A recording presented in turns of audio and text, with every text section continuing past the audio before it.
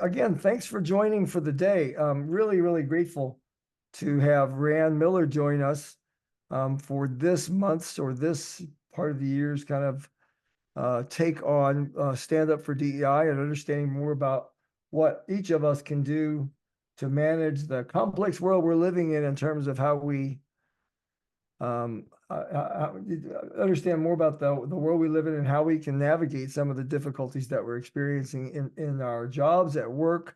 I've got lots of kind of grim news that I want to be careful not to overwhelm folks with, but it's, to me, the grim news is it's data, and it's helpful to understand the data so that we can learn more about what we need to do. So today we're just gonna want to spend a couple of minutes letting you all introduce yourselves, who's here and why. Every time we do a session, we do this part on Brandolini's Corner, and I'll explain more what that's about, but I want to talk about a little bit about Juneteenth and the untold stories in U.S. history, which a lot of comes out of, it's great stuff from Rand's book.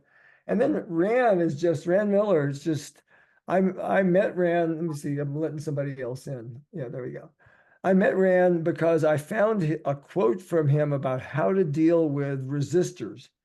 And I finally found your email. Remember that, Rann? And I called you and said, hey, this is a great quote. I put it in my book. And you said, I don't remember that.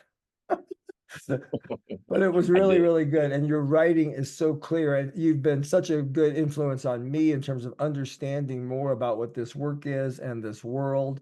And I am humbled by your brilliance. And you're such a good writer. And you're so devoted into this work. I'm just really, really grateful. And I'm so glad that you've taken the time to do this with us today so that more people can hear about some of these stories, and also hopefully buy your book, because it's a real, I've just been rereading parts of it and I'm just thrilled with it. Rann, one thing I wasn't sure about, I want to make sure everybody knows about your book as we get kind of going here, but I'm not sure, where do you want us to buy it?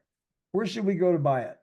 So you can go to first. Hello, everyone. I feel remiss without introducing Oh, myself. go for it. Go for it. Yes, please do. It is a pleasure to be here with you. I have big shoes to fill based on Jim's speaking of me. So I hope that I meet the expectations. But it is a pleasure to be with everyone today, and it's a pleasure to work with, talk to, get advice from Jim. So I just want to put that out there. So I appreciate Jim for putting this together, and Becca with her support as well. You can actually purchase the book on Amazon. You can find it there. It is, I would Google Resistance Stories Expanded Edition. Resistance Stories Expanded Edition. The I got the original. wrong one up. Sorry, man. No, you got the right one up. You got the right one up. That's the right I do. book. Okay, good. Yeah, that's the right book. That's the absolute correct book. When you Google it or go on Amazon, just go ahead and type in Resistance Stories Expanded Edition. The difference between this and the original edition is the expanded edition has an additional 21 stories. So the original book had 39 stories. This has 21 stories added to the 39, so a total of 60. Some really great stuff. We can get into that a little later, but just to give you the heads up, that's how you go look for it. Great.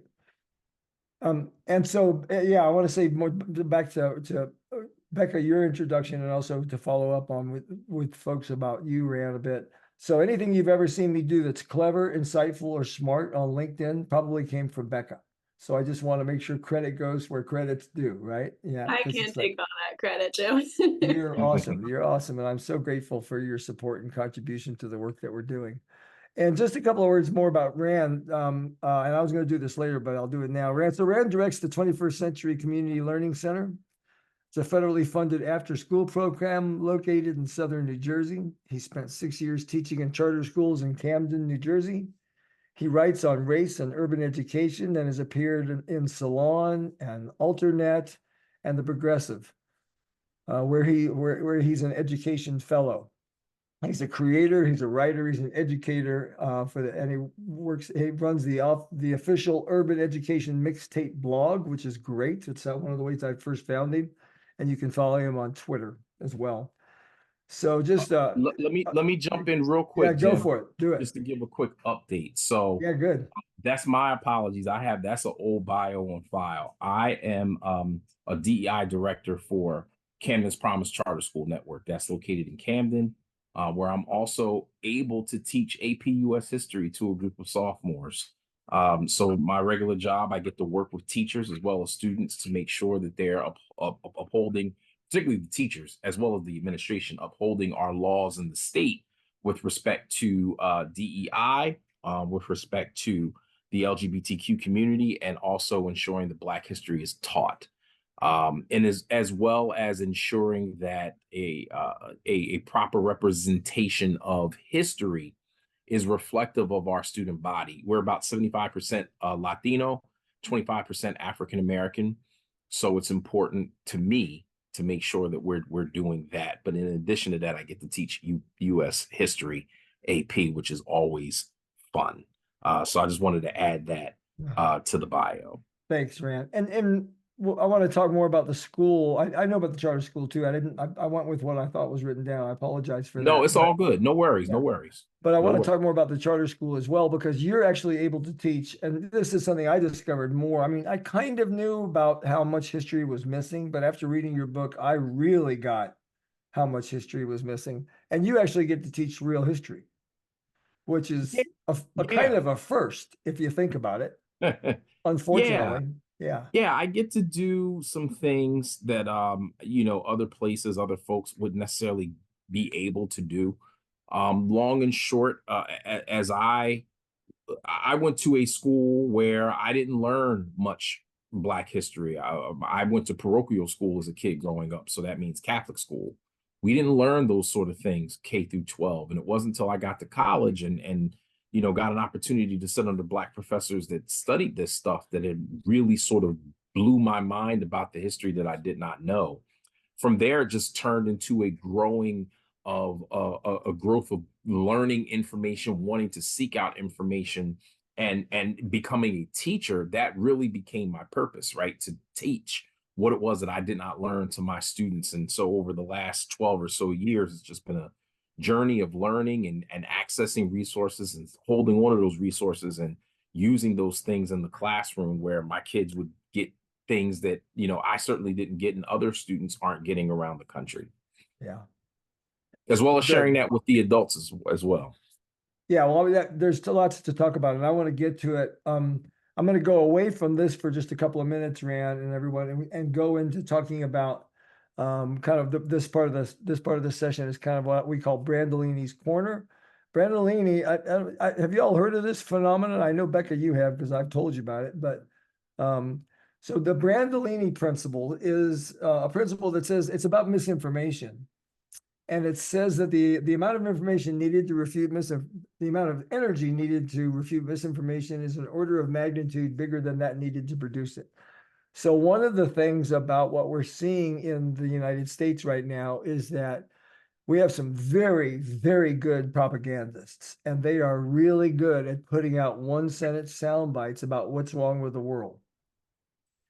And the problem with their information is that it falls into this phenomenon, which is it takes a sentence to stain or draw into question the reputation of a person or the theory or principle of an idea or action. And it almost always takes a lot more to describe it or refute it than it does to claim it. And as an example, and this might raise some blood pressure, as an example, this is a recent quote from the New York Post editorial board. This will just make you happy. But this is an example of the Brandolini principle in quadruple spades, right? So it's diversity, equity, and inclusion is the common thread behind America's current crises. Bam, right? We now know what the problem is. And this by this guy, I don't even want to do justice by reading his name. But DEI has birthed the resurgent crime and DEI has birthed resurgent crime and anti-Semitism. Another big claim. The military is short on soldiers because white males fear of being called white supremacists if they join. Another one. Outcries over the destruction of enforcement of immigration laws are written off as racism. Another one. So we've got 5 different claims in 5 sentences. This man is efficient, if nothing else, right?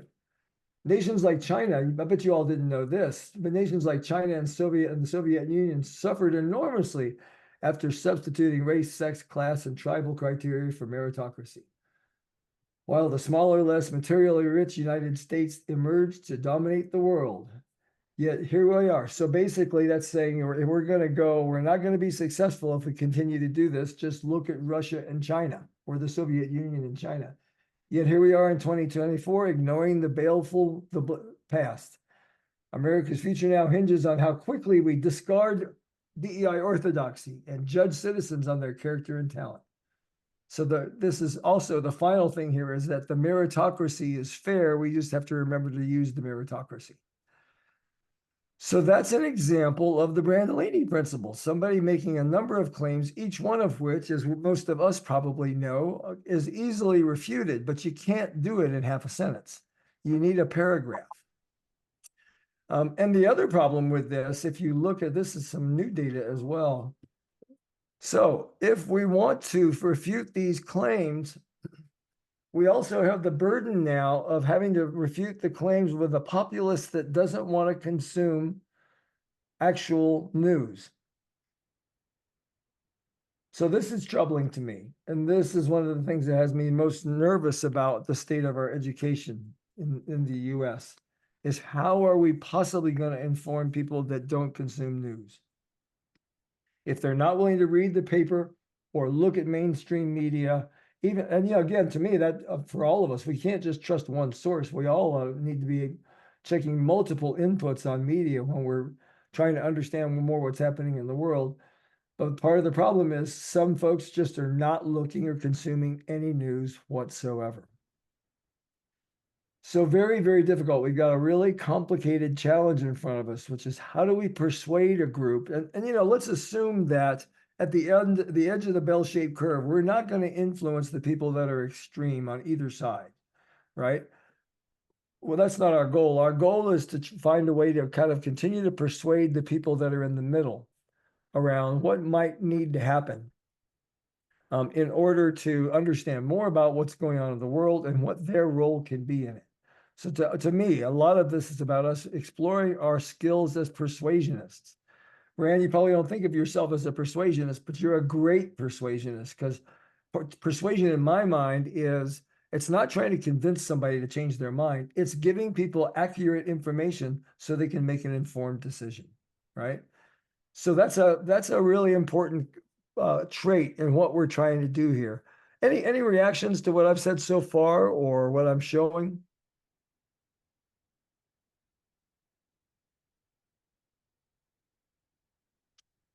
I mean, I think that certainly the graph is fascinating when you look at the various levels of, you know, social media, cable news, YouTube, digital websites. I think probably a more nuanced point is, you know, discussions of how capitalism plays a role in what people consume, and the decisions that are made that influence how people can consume news. And again, that might be a more nuanced point, but certainly, you know, when we think about convincing, or not convincing, but if we think about sort of bringing the point to folks in the middle, certainly that's something to be discussed with respect to, you know, decisions that are made with regards to what is made available. We know that newspapers aren't what they once were, to decisions that are made in terms of what is publicized and what is not made a story, which impacts the viewing or consumption of Americans. So, you know, that's what immediately comes to my mind, is just, you know, having those conversations. And those conversations are typically harder than just your bare bones surface level. And so that's certainly a challenge that has to be considered. Yeah. Yeah, no, you're right. That's a more nuanced piece. But again, they boxed us in on that one, Rann, a little by scaring everybody by saying we better be careful, or we're going to become a communist nation. So we're still working off of the McCarthy threat of the 1950s about communism. Although most people have no idea what they're talking about when somebody says that, they just know they're supposed to be afraid of it. So again, it's like the tactic here is to show everybody who's to blame and what to be afraid of. Right? So just very, very difficult. The goal, so let's go behind some of these claims real quickly. I don't want to spend a lot of time on this, but this is part of the claim here, is that affirmative action undermines meritocracy. So, and this is some people call this the myth of meritocracy. It's something that's pretty prevalent still, particularly after the Supreme Court's decision around affirmative action. It really is, it's a complicated thing understanding this. Have any of you, I'm sure you have, Rann, but Leandra or Becca, have you ever been in a situation where you were trying to explain why meritocracy just straight meritocracy as a method of measuring effectiveness doesn't really work? Has anybody had to defend this? I haven't used meritocracy necessarily as the word, as the buzzword, because I feel like when I use bigger words, people stop using their listening ears. But I think that there's so much conversation around, like if we are focusing more on hiring diversely, then we are also going to kind of decide that we are going to have less quality candidates because we care more about diversity, and that it's all about merit and it's all about achievement, but so much of that has to do with privilege and what people have had access to in the systems that have been created for them. So I've had conversations around meritocracy, but that feels like a big scary word for people who have never said it before or have never really considered it before. So yes and no. Yeah, or the other thing is that we have a system of employee management that includes promoting the person with the best skills, which is the non-technical version of that in any organization we should just find the people who are most competent and promote them and acknowledge and reward them, because it's a straight meritocracy and everybody has the same opportunity to compete. So of course, what's crucial to understand is that affirmative action doesn't seek to replace meritocracy, but it really is meant to enhance it. So by factoring an individual's background and life experiences and the obstacles they faced, colleges and employers can create a more inclusive and diverse environment that fosters genuine meritocracy, right? So it's back to this idea of equity, which is treating each person with their unique experience and lived experience the way they need to be treated to be successful. And it's through that acknowledgement of the various talents and achievements and the level at which each person starts at that the true meaning of meritocracy can actually be realized. So that took like 5 sentences to argue against that one thing. And you'd have to really spend some time thinking about what I just said to really get it, because it's not simple, it's complex. As Rann said, it's nuanced. So that's going on. The other thing I'm going to talk about later that's going on a little bit is there is a new, I don't know if you've seen this, Leandra, but there's a new act up, which is the Dismantling DEI Act that's been proposed by a joint group of senators and congressmen, obviously from the side of the political spectrum that really wants to stop talking about DEI. The act probably, of course, doesn't have a chance right now of being accepted, but it's a bold and broad act saying that they want to eliminate anything having to do with DEI from anything in the federal government. So it's the broadest yet attempt to really neutralize it. For most of us that look at it, it looks like an attempt to institutionalize and make normal racism and sexism and homophobia and transphobia and anything having to do with anybody who doesn't fit in the cisgendered, straight, white group. So it's pretty terrifying. I won't spend a lot of time on it, but I want you all to be aware of it. And with that, I'd like to try and transition, because it's kind of related, is to really talk a little bit more about, Rann, your book, and I want to kind of go where you want to go with this, but I want to start off by saying it's really interesting to me that you call this a book for kids, because I've considered myself fairly well educated about a number of things for a cisgender straight old white guy, but there was so much in here I had never thought of. It's unbelievable, and it's brilliantly written. But I like that it's for kids. And actually, I have a 9-year-old in my life who's kind of like eventually maybe like a step grandchild. But and she loved it. She loved it when we were reading some of the stories. She actually knew some of the stories. So just talk about that. Is this book for kids, or who's this book really for?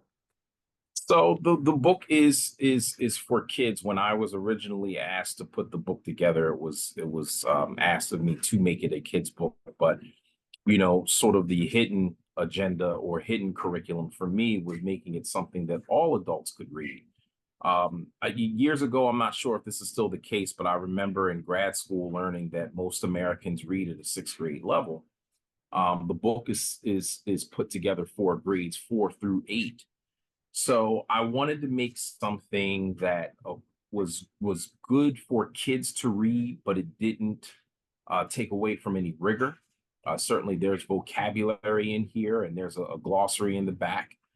So I didn't want to shy away from a rigorous explanation of the history, but I also wanted to make it so that adults could read it and feel comfortable reading. A lot of the sources that I got. And I'm a geek in this way. I love reading academic journal articles. I love annotating, highlighting. It works great in the classroom because since I love it, I can teach it. But I know everybody doesn't approach reading in that way. So I wanted to sort of synthesize a lot of that information so that people could just read it in a very comfortable, relaxing way, while at the same time they're learning something.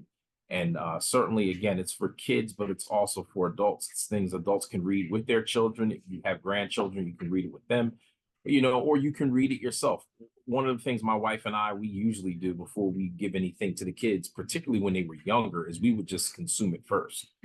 So this is something that parents can consume prior to giving it to their kids, but it's something for the whole family. I wanted this book to really be something for all people, for all Americans, particularly for African Americans to know their history, but others to know African American history as well. So it's really a book for all, directed towards young people, but older people can get their hands on it as well. And I listen, my kids tell me I'm old every day, so I put myself in that category of old. Well, I want you, if you will, in a minute to talk about the myths and the misinformation and the misperception we have about Juneteenth. But one of the things that I just want to claim right now that I had no idea about, it was kind of the history of Western Africa and the advanced state of those cultures and societies compared to what people like me have learned about Africa. And also the mind blower for me was that there's really, really good evidence that people from Africa had actually traveled to the New World before Columbus did. Sure. If Columbus discovered the, quote unquote, of course, there was millions of indigenous people living in North America, so they didn't need discovering, but there's so much myth behind that. And you're right, you geek out, man. It's like you really did some great research on the whole history before you even start talking about, what the experience of Black or African American people or enslaved people in the United States. You do a whole lot of work on explaining more about what the culture of Africa was like and what those societies were like, which alone just completely busted, tons of myths for me. Yeah, I think that oftentimes when people think about Black history, there's always a starting spot with enslavement. And so when you position enslavement as the start of anyone's history, there's going to be an aversion to wanting to listen to or learn about that history, especially if it's coming out of, we were enslaved, we were then freed, and then we were segregated, and then we were allowed to participate. That's often the framing of how we teach Black history.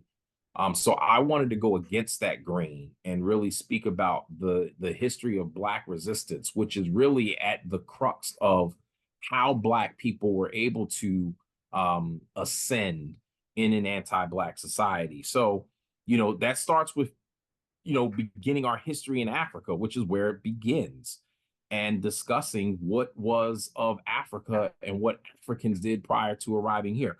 In Ron DeSantis's Florida, they are teaching that people got some sort of skills, that African people got skills from being enslaved. And so therefore it was a good thing. But Africans brought those skills with them when they arrived to these shores. And that's something that we don't discuss.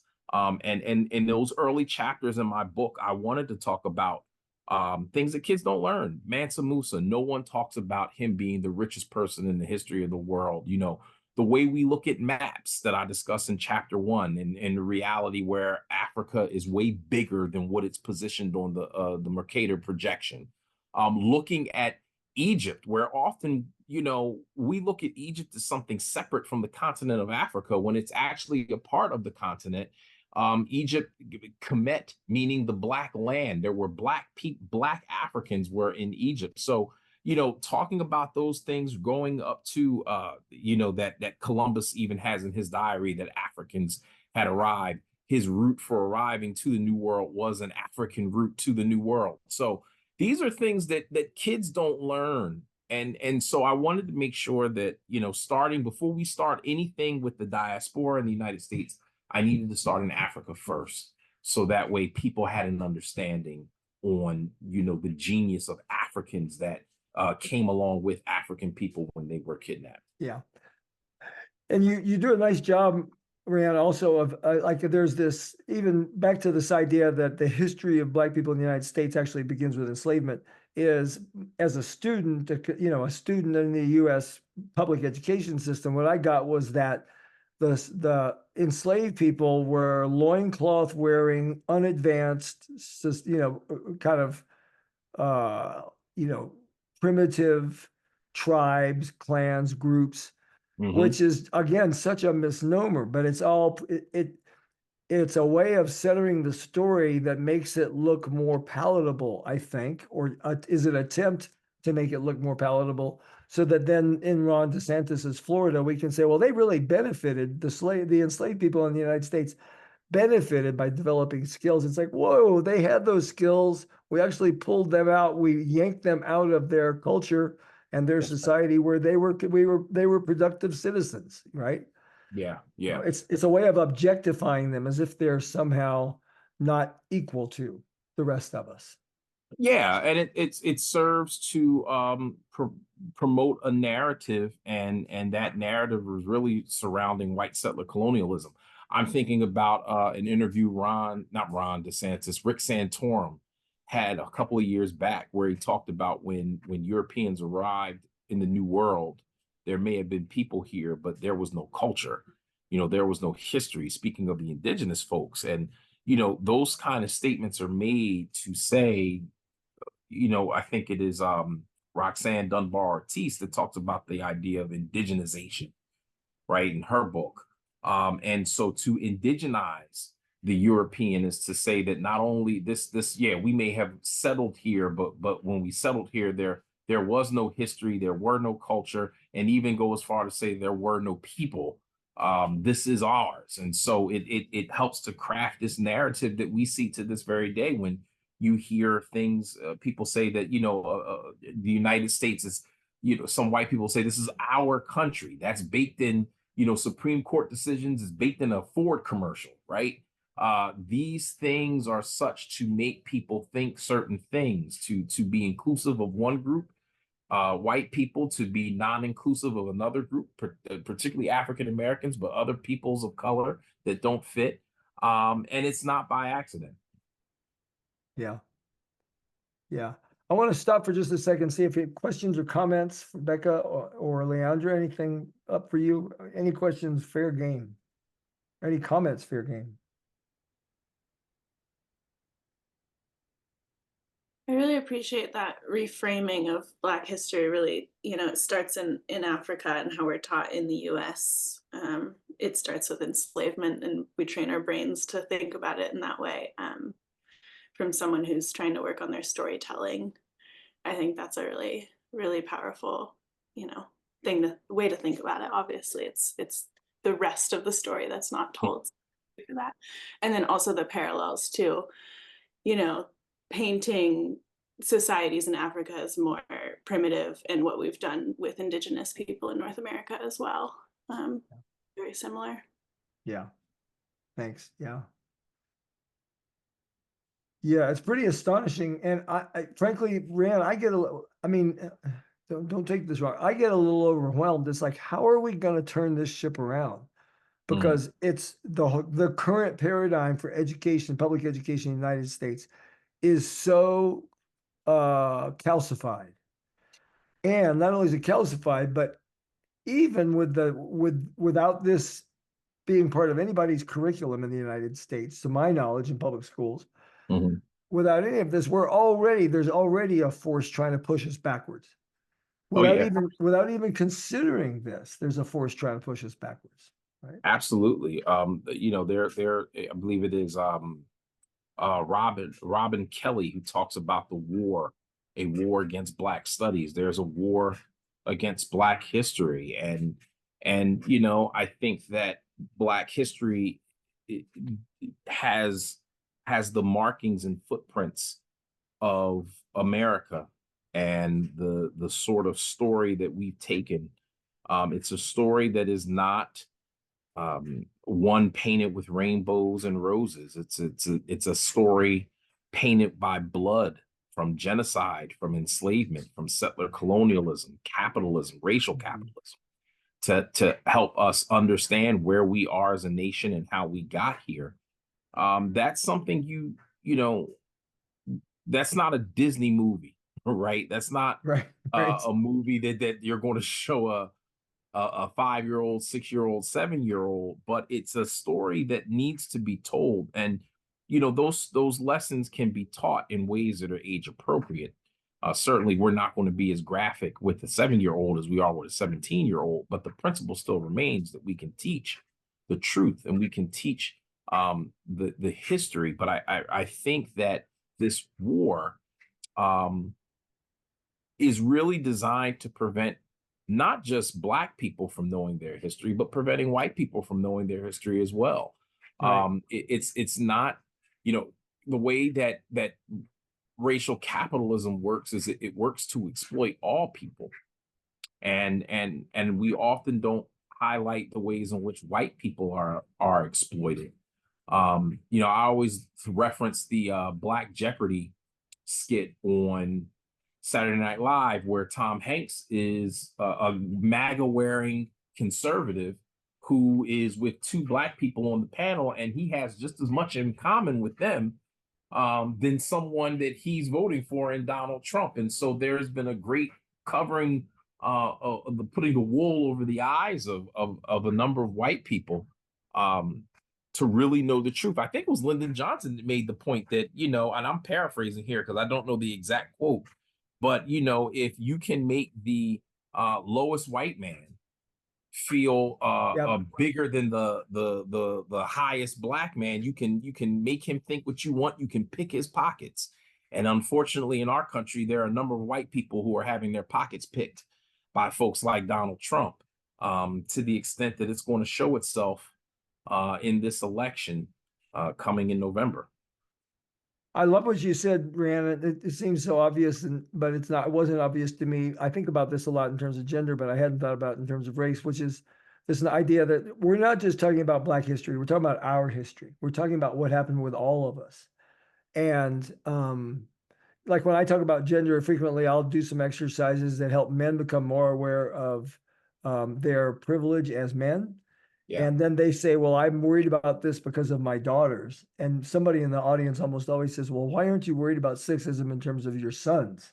Right. So it's kind of the same thing. It's like, why are we thinking about this as let's just take care of that problem with you people, right? Instead of us people. Like it's another way of objectifying and holding African Americans at distance, saying, well, they have an issue, as if it's an issue that it's a mantle that only Black people have taken up to say, or a cause that only Black people have taken up to say, let's do something about it. It's like, no, there's got to be more. It's got to be about all of us. So that's an important thing for me to remember in my framing of this. This is about, in some ways, I should even say this is actually about white people. We got to figure this out, because it's it's about everyone. It's about understanding how all of these things are interconnected. And again, when you teach that history and you introduce these things to people, where they're the beautiful thing about learning information is that you're going to be different after you learn it. If you don't know how to fish, and now you learn how to fish, you can go get food whenever you need food. That changes your entire life. And so I think, if we teach people information, it changes their life. And when you're looking at the history, folks just don't want everyone's life to be changed, because if it is changed, that requires them to act different, move different, think differently. Yeah. I had a mentor that used to say, the truth will set you free, but first it's going to make you uncomfortable. Right. Yeah. Well, that's great. So let's talk about Juneteenth, because in the book, one of the things, and this is a myth that I was working off of, is I had this myth that there was this group of enslaved people in Texas that for 2 years were held in innocent ignorance about the 13th Amendment. Mm-hmm. And, this group of Texans intentionally obfuscated and hid the truth from them. And then all of a sudden they found out about it. And when they found out about it, and Texas implemented a soft version of the 13th Amendment by saying, who you're with is now your boss versus your owner. Yeah.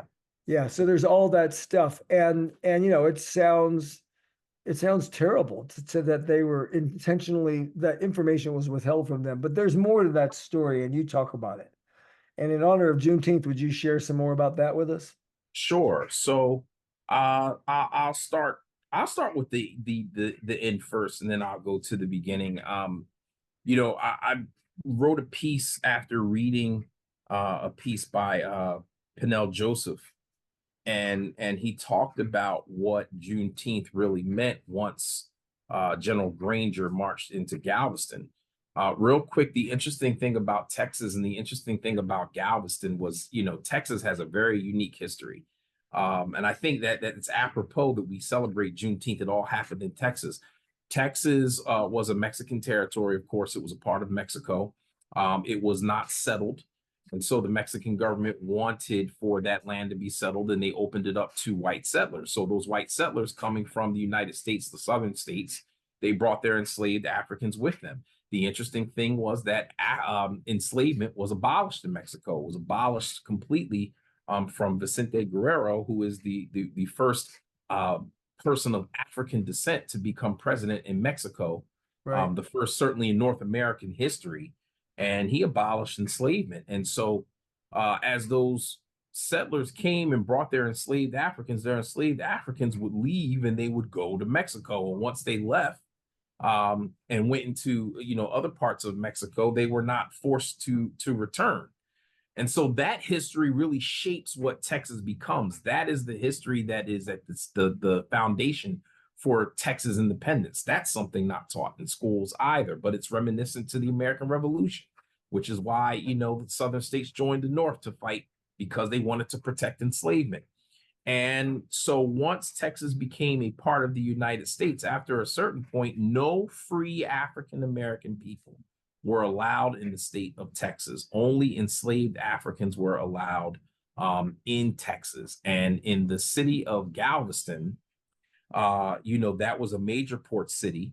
And it was a city in which enslaved persons were brought in and out of, and the only people that could live there, specifically in Galveston, were enslaved Africans. Only Africans that could be there, enslaved African people. So that is the surrounding history of Texas and Galveston.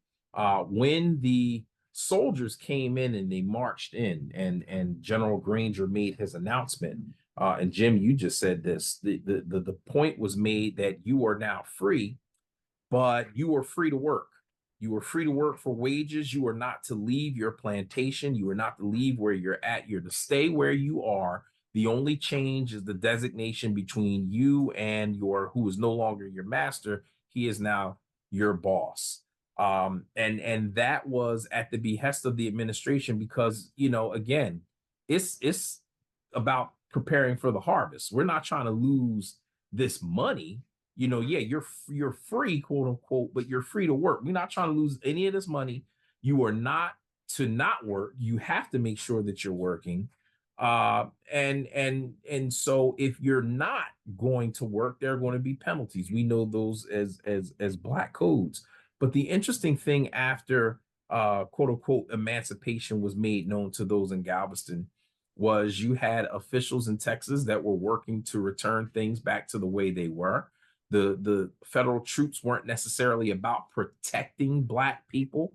There were black people who had heard about freedom and heard that they didn't have to leave the plantation, that didn't have to stay on the plantation, and they tried to leave. And there were folks that were killed. There were African Americans that were killed for trying to leave Texas, leave plantations, and there was really little that the soldiers really did. Nevertheless, African Americans took the reins. Many of them did leave. They did not stay. They left. They charted a course for themselves. Many of them joined the armed forces. There was certainly pressure to not have them join the armed forces, but we know that the military has always been an out for African Americans during the period of enslavement, as well as immediately after the Civil War.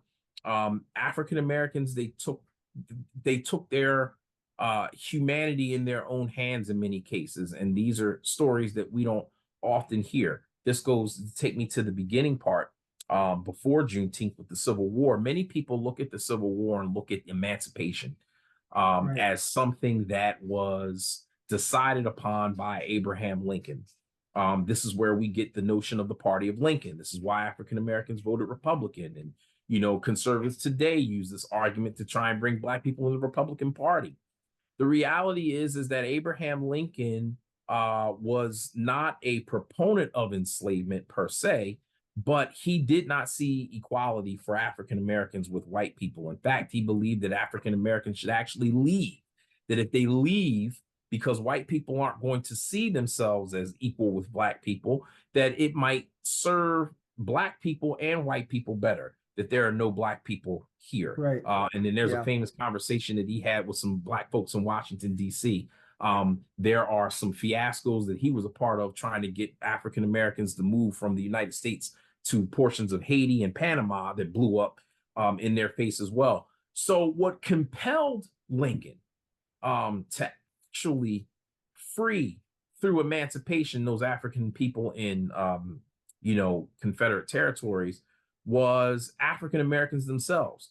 One of the greatest books I've ever read in my life is Black Reconstruction by W.E.B. Du Bois, where he talks about the general strike. What's the general strike?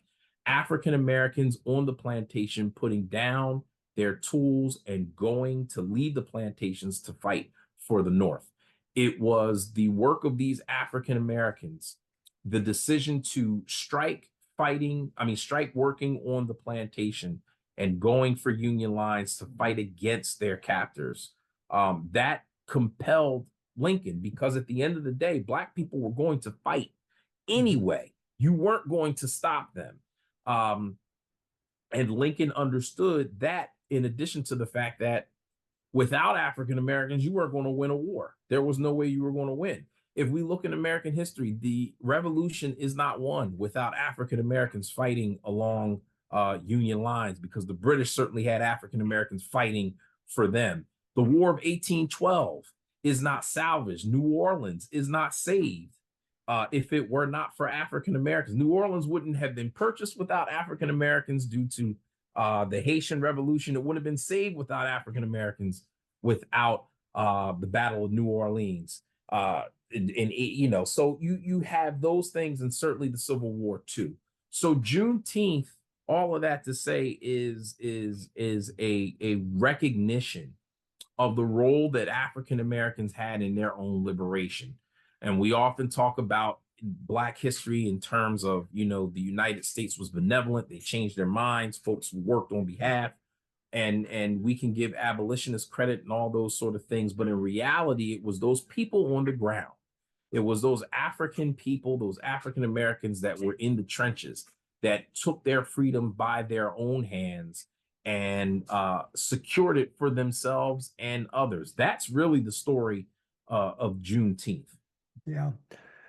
One of the things you say in the book, Rann, that really got me thinking, it's like, it's again, another paradigm shift for me was this, the idea of the real Independence Day. And if we're going to celebrate, so the one we celebrate, of course, is the signing of the Declaration of Independence, which was basically an intention document saying we're going to separate and distance ourselves from the British Empire. It had nothing to do with the independence of all Americans. And the way, and you argue, you don't argue, you suggest it's a really good case for what we ought to be doing is celebrating June 19th as the day when everybody in the United States became free. Yeah. Right. Yeah. So that's, again, this is the idea. It's not just about what we can do for Black people. It's like, what can we do for each other to acknowledge our real and shared history? And our real and shared history would say June 19th is the date.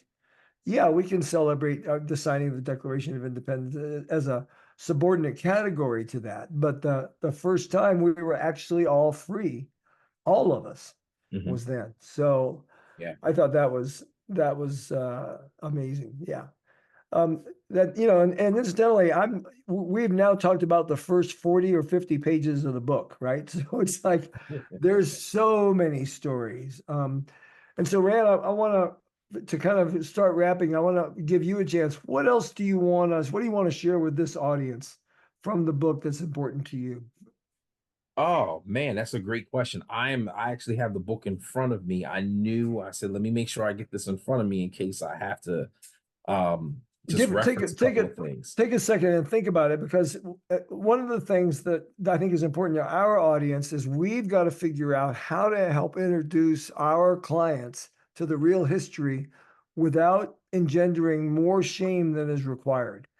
Shame is our shared enemy here. And what happens with white audiences, as you know, probably, Rann, is that when you start talking about this, they end up thinking that what you're saying is, he's telling me it's my fault.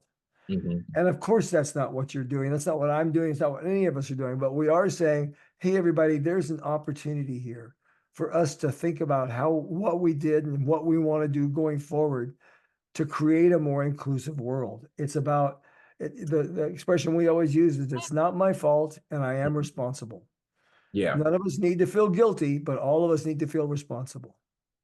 Yeah, I think that the first thing, even before the book, and I know the book, I mentioned this, but I think that, and you've probably done this in your work, Jim, is just delineating or announcing the difference between, you know, who we know as white people and the concept of whiteness. And I think that oftentimes there are some that believe that the two are one and the same, and they're not. Race is a social construct. There's no such thing as white. There's no such thing as Black. It's all a social construct. Now, there are real life implications that are very real as a result of that, 100%. But the concepts are something that are created. Whiteness is something that is created.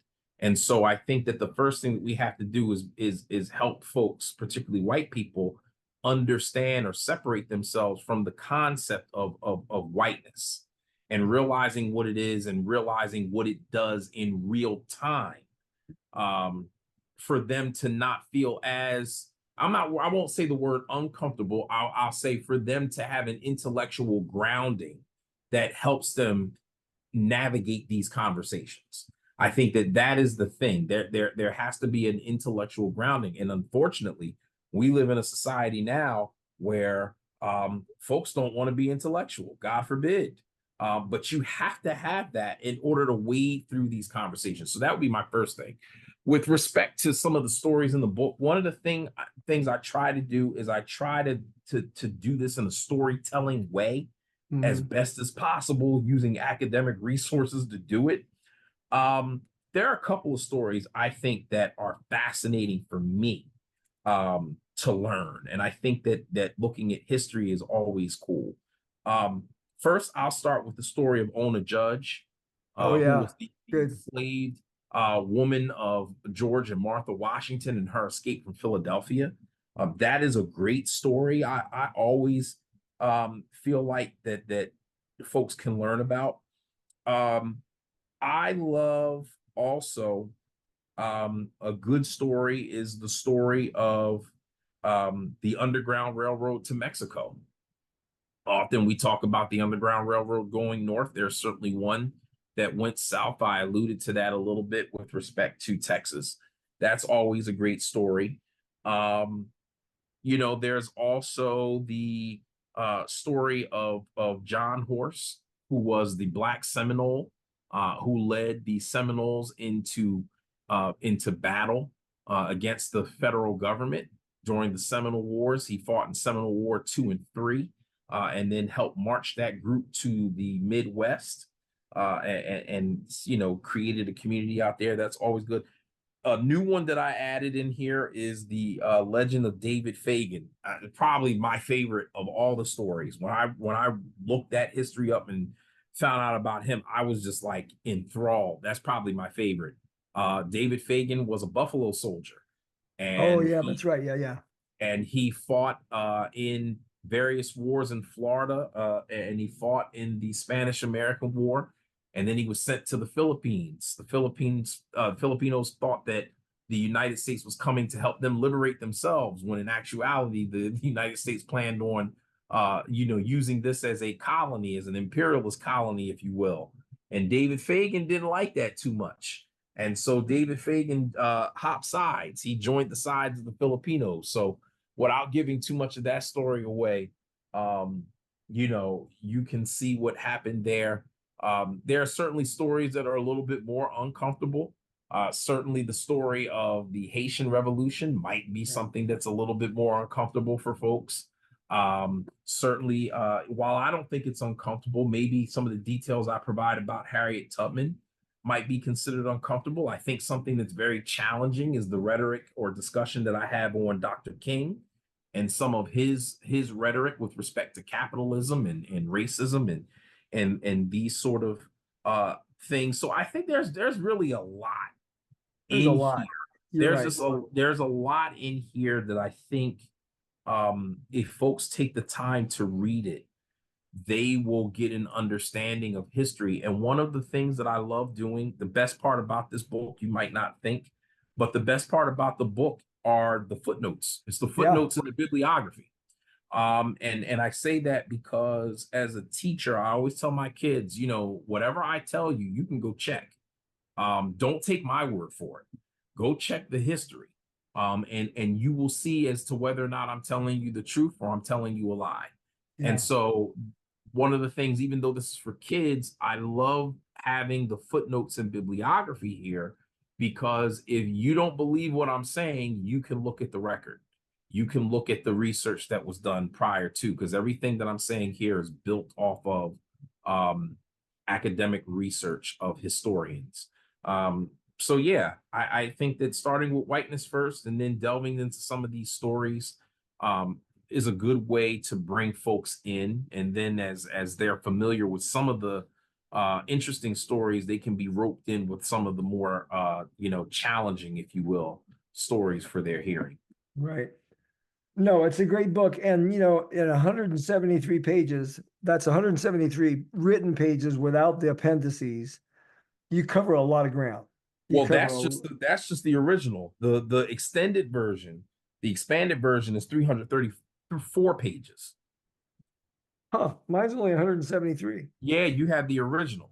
So okay. the expanded. Oh yeah, that's right. You're right. The expanded version has about 334, not including the footnotes. I mean, not including the. I like the thrift of the first one. I mean, you cover you cover a really. I'm fine with. I got to get the new one, but the ground you cover is so important and is so meaningful. And And one of the, to kind of transition, one of the things that we've been working on is, and this is a project of love versus a project that gives us more business, is we've been working on a discussion guide for the movie Origins.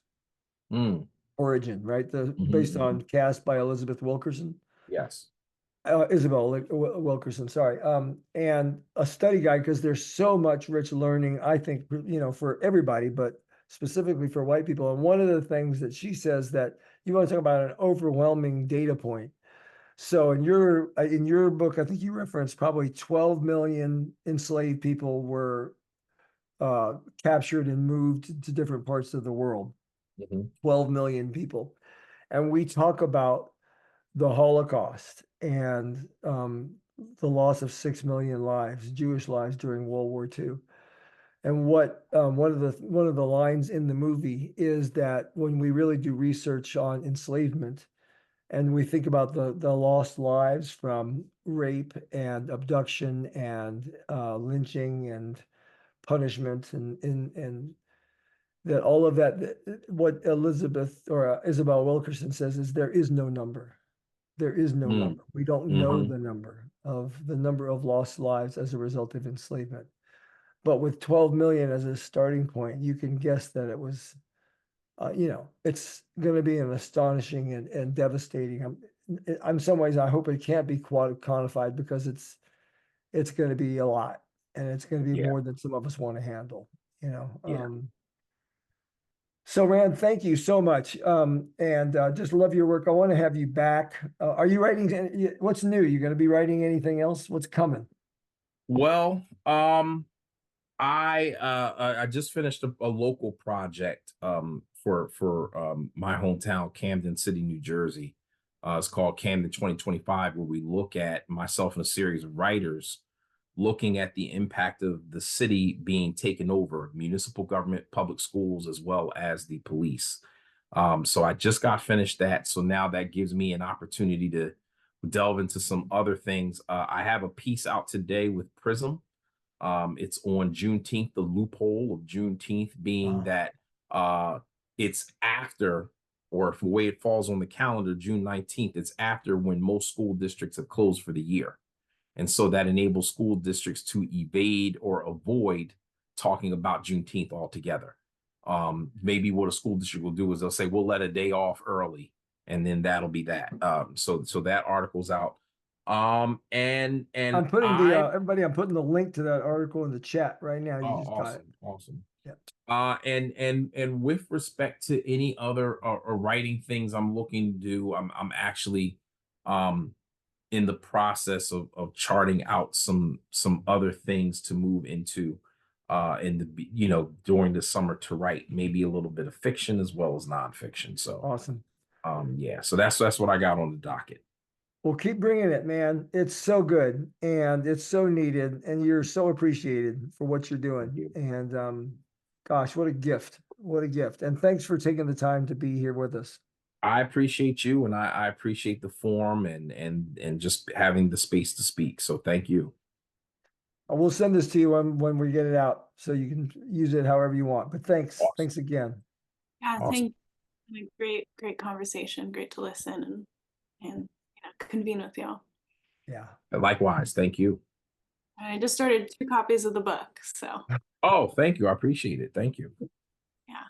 So I'm going to kind of wrap by and this is again for the recorded audience, but I'm going to wrap by just talking a little bit more about this. And Rand, feel free to stay or go with whatever you want. But I want to talk a little bit more about this Dismantle DEI Act so that people know what to expect and what's coming out of that. I think it gives us, as so often is the case, the people that are proponents for diminishing the real history of the United States, the people that are proponents for going backwards in terms of progress and creating a inclusive, equitable society. That same group of people, I think, is laying out their playbook if we're willing to pay attention to what they're showing us. So I think it's important to look at the playbook just so we can understand it and learn to react to it. Here's kind of the major provisions in the Dismantle DEI Act. One is to stop using the language and training around it. And to completely stop it. Incidentally, I forwarded in the chat, I forwarded a copy of the act so that you can see it. But it's kind of full of governmentese and it's a little hard to read. But one is stop using DEI related language. That's actually no problem. We can do that pretty easily. Many of us have written graphs or rubrics around other words that we can use that won't be triggering to audiences who experience it and become fragile. The abolition of the chief diversity officer roles. They're trying to take the role in general out of any federal agency forever. Restrictions on DEI programs for contractors. So if somebody like me, if I'm going to work with the government, they're going to create a rubric of what we have to do and not do in order to be palatable for whoever's trying to make this happen. Prohibition of DEI related grants. That's just astonishing. Restrictions on DEI practices in schools. To me, this is the one that's most important for us to create some resistance around, because it's basically saying, let's not talk about this book we just spent half an hour, 45 minutes talking about. It doesn't matter. We don't need that part of our history revisited or relitigated as if it's an argument. It's not an argument. It's just presenting everyone with the information we need to have. And then finally, elimination of diversity reporting. So no assessment, no audit, no evaluation of diversity effectiveness in organizations. We don't need that. What we're suggesting, and this is not just me, but my colleagues at the Inclusion Allies Coalition, which is a nonprofit, nonpartisan organization that's for the promotion of diversity, equity, and inclusion, and advancing the practice of it and educating people on those practices. So the first thing is, let's keep arguing the case for DEI programs to combat the assumption making, fear, and blaming.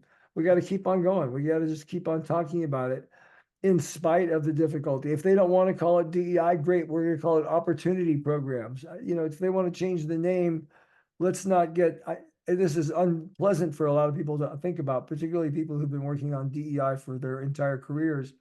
But if we have to let go of that title so that we can continue to do the work, let's just remember what our goal is.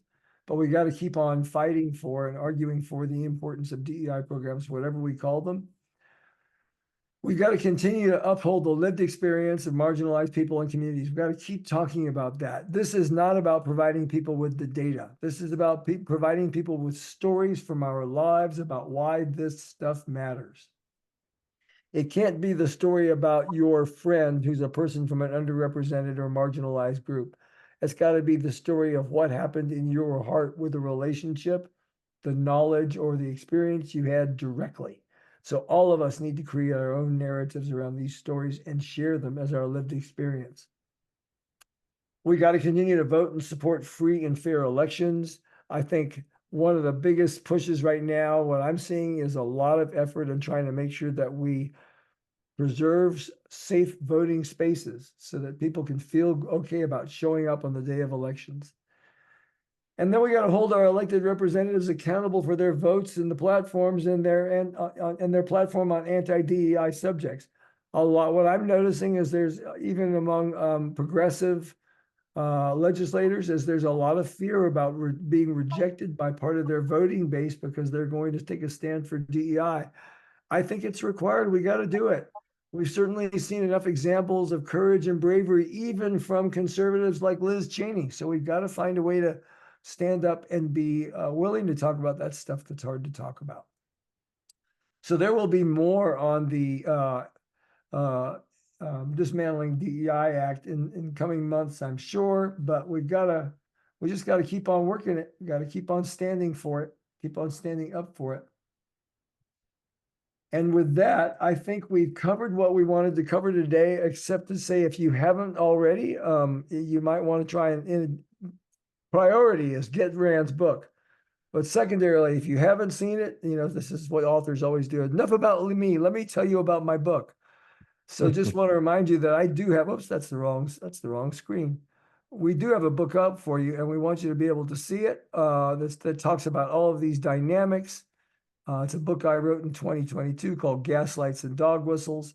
This helps lay out some of the strategies around critical race theory and how to stand for it, to understand the impact of things like contact theory, and to understand more about the pressure people feel to try and do what everybody else does instead of taking a stand for what they believe in, and how each of us can have an impact on what happens in this election and the way that we work and think. So with that, I'm going to just say thank you for tuning in to this session. We will have another Stand Up for DEI session probably in about 2 months.